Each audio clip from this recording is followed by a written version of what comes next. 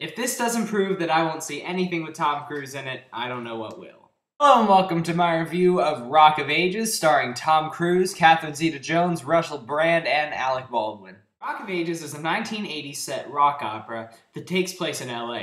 A young girl named Sherry and a boy named Drew move to LA to pursue their dreams of rock and roll and end up working in a crappy bar run by Alec Baldwin and Russell Brand. The saving grace of this bar is that they occasionally get epic rock performances, and coming up is the big performance of Lothario Notorious Womanizer Stacey Jax, played by Tom Cruise. Now, I was actually pretty excited about Rock of Ages going in because not only do I love 1980s rock music, but I was also looking forward to seeing another great role for Tom Cruise, and I generally like this cast overall, and I was looking forward to seeing them just have some fun and singing some great rock songs. Unfortunately, the movie isn't quite as good as you may believe it could be, but it's a fun, corny musical if you know what you're getting into. Let me tell you exactly what that is. The best thing about this movie that makes it single-handedly worth seeing is that Tom Cruise is absolutely fantastic in it. And actually comes as no surprise since Tom Cruise is one of the best actors of our generation, and he proves it once again here. Not only is his character of Stacey Jax an insanely entertaining performer and Cruise is a surprisingly good singer, but his character is just so funny, this kind of crazy, off-the-wall, arrogant rock star that Cruise just plays to a level that we've never really seen him or this archetype perform to before. He never makes eye contact with people. He's always got these very kind of out-there statements to say. He walks around with a baboon called Hey Man, just all this crazy stuff. He absolutely steals the movie, and every time he's on, it's just impossible not to love watching him. I think that if without him, this movie would really have very little, if anything. So how's the rest of the cast? Okay, for the most part.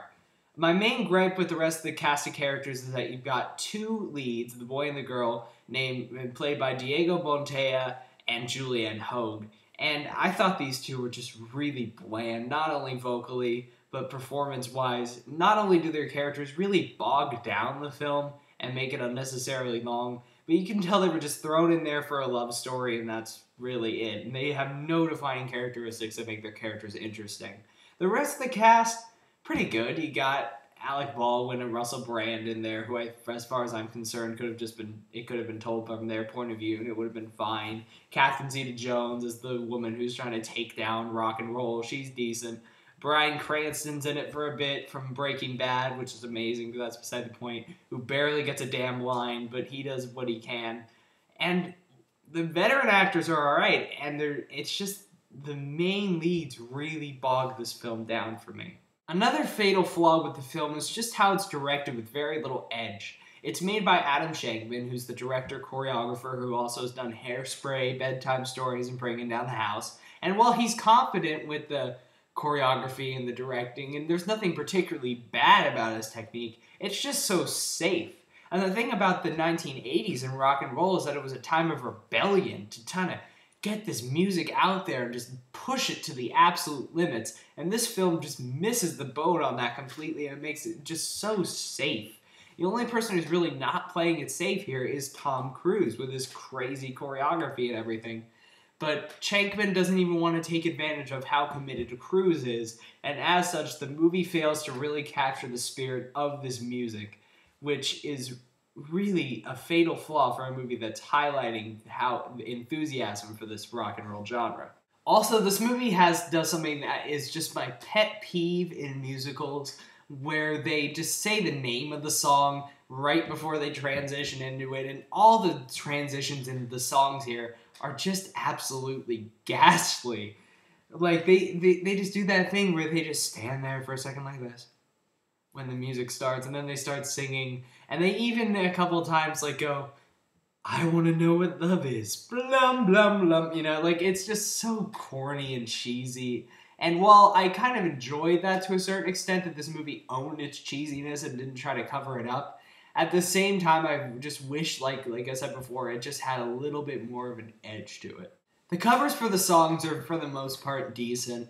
The only really great ones are the Tom Cruise ones, like Pour Some Sugar on Me and Want It Dead or Alive.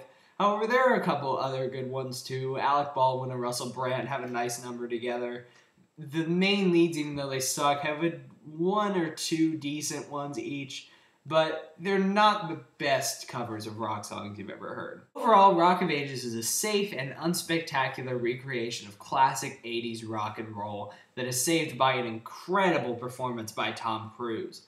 If you want to go out and have a fun time at the movies, this movie should do the trick, but just don't expect anything more than mediocre.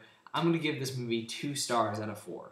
And those are my thoughts of Rock of Ages. I hope you enjoyed it. If you did, you can subscribe to my channel. And until next time, I'm Movie Kid Mike.